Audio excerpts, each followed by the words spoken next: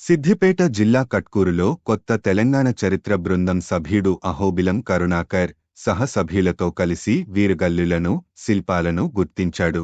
వీరగల్లులలో 1 విరకాసగట్టి, భుజాన తోలుపట్టి, మొలకు కైజారు, చేతుల్లో బల్లెంతో, నడినెత్తిన సిగకట్టి, పింఛంవలే రిబ్బన్లు చుట్టి, తురాయితో, తలకట్టుతో, చెవులకు గుండ్రని కుండలాలు, కేయూరాలు, దండకడియాలు, మెడలో హారాలు, చేతులకు కంకణాలు, కాళ్లకు కడియాలతో కనిపిస్తున్న వీరుడు డాకాలు ముందు మోపి, ఉత్తరంవైపు అడుగేస్తున్నాడు.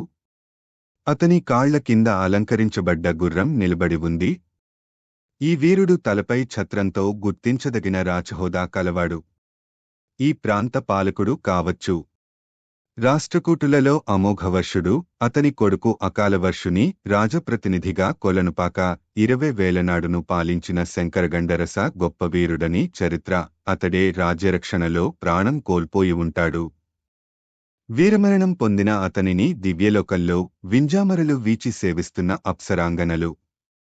ఇటువంటి శిల్పాన్నే ఆకునూరులో చరిత్ర బృందం సభ్యుడు కొలిపాక శ్రీనివాస్ గుర్తించాడు. శిల్పశైలిని బట్టి ఈ వీరుడు రాష్ట్రకూటుల కాలానికి చెందినవాడు.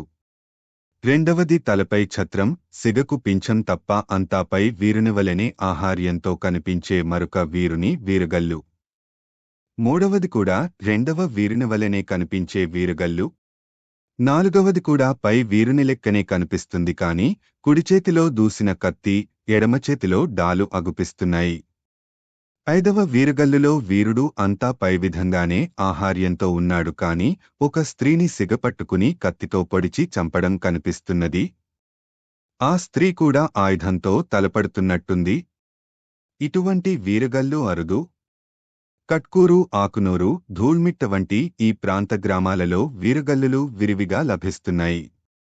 ఎక్కువ మట్టుకు రాష్ట్రకూటులు, తర్వాత కాకతీయుల కాలాల నాటి వీరగల్లులే దొరికాయి.